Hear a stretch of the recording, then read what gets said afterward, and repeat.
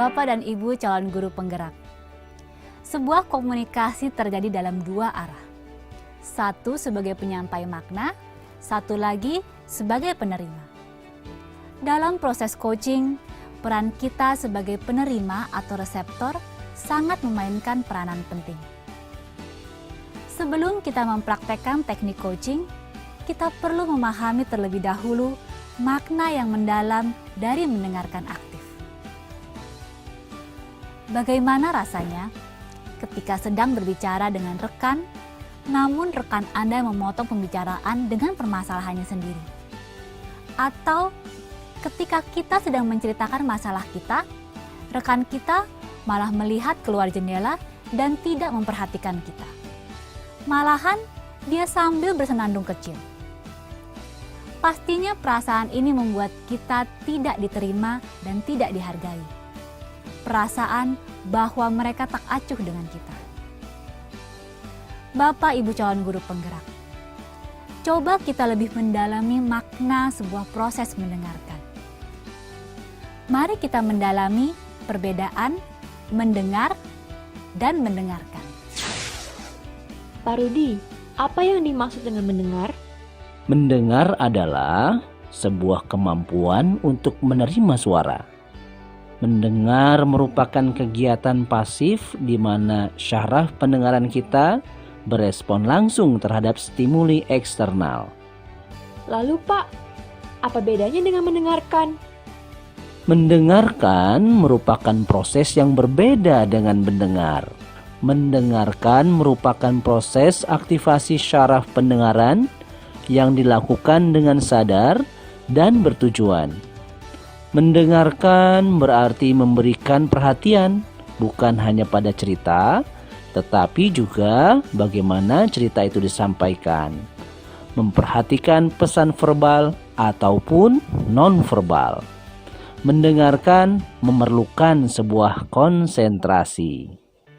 Dapat kita bedakan sekarang bahwa mendengar tidak sama dengan mendengarkan.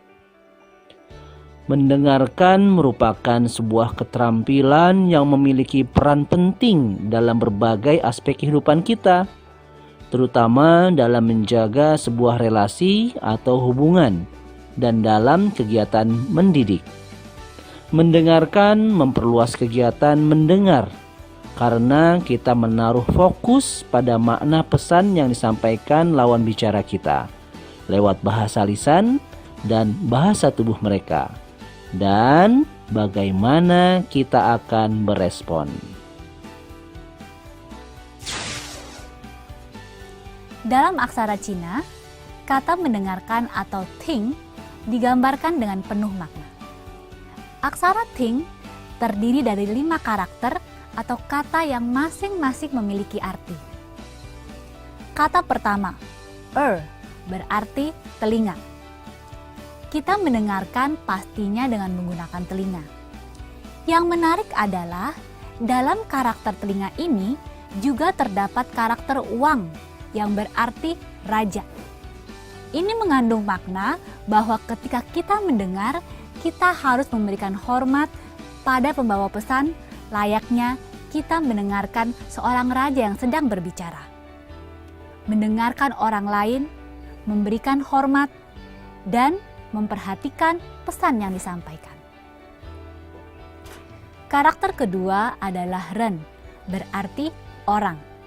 Dan ini merujuk pada pelaku komunikasi, baik sang pendengar ataupun penyampai pesan. Karakter ketiga adalah mu, berarti mata. Ketika mendengarkan, sebaiknya kita juga memandang wajah lawan bicara kita dan melakukan kontak mata. Saat mendengarkan, kita perlu untuk menaruh fokus pada lawan bicara kita dan juga pesan yang disampaikan. Karakter selanjutnya adalah sin, berarti hati. Mendengarkan dengan sebuah niat, sebuah kesungguhan hati untuk melakukan komunikasi dan membantu lawan bicara kita.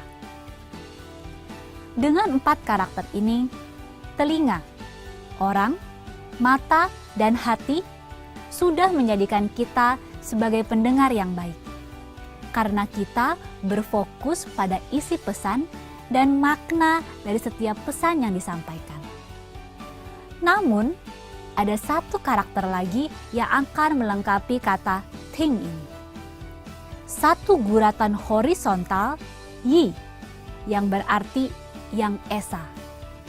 Pada kebudayaan Cina kuno, keesaan diibaratkan langit dan bumi yang merepresentasikan Tuhan atau otoritas tertinggi, suatu yang baik dan penuh. Hal ini berarti ketika kita mendengarkan, kita diharapkan untuk membawa kebaikan dan mendengarkan hal baik. Ya, mendengarkan adalah sebuah proses yang memerlukan keutuhan diri. Dari penjelasan tersebut, dapat kita simpulkan bahwa mendengarkan adalah bagian dari sebuah proses komunikasi yang akan membangun relasi kita dengan orang lain. Karenanya, kita perlu fokus mendengarkan lawan bicara kita. Mendengarkan aktif memerlukan komitmen diri untuk kita melatihnya, sehingga kita mampu menjadi seorang komunikator yang memberdayakan. Mari, Bapak dan Ibu calon guru penggerak, bersama kita berlatih untuk menjadi seorang pendengar yang aktif.